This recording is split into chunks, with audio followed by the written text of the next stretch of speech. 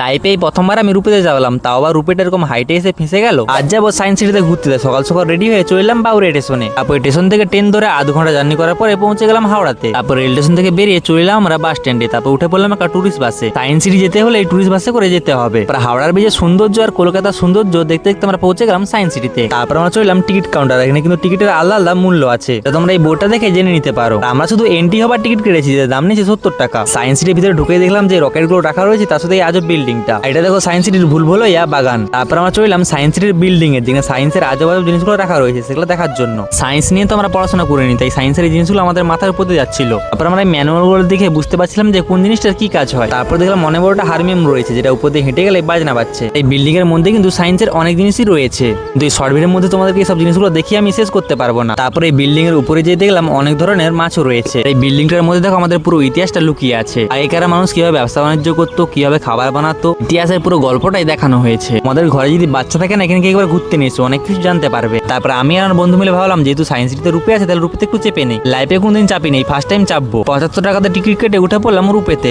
এত উপর থেকে সায়েন্স সিটির বাগানটা দেখতে কিন্তু খুবই সুন্দর লাগছে। তো রূপে থেকে নেমে চললাম সায়েন্স সিটির বাইরে। সকালে সেই মুড়ি খেয়ে বার হয়েছিলাম, আর কিছু খাওয়া হয়নি। এখন এই পুরি আর ঘুগনি খাবো। যতক্ষণ আমি পুরি খাই তখন তোমার ভিডিওতে লাইক করে চ্যানেল সাবস্ক্রাইব করে দিও। দেখা হচ্ছে নতুন ভিডিওর সাথে।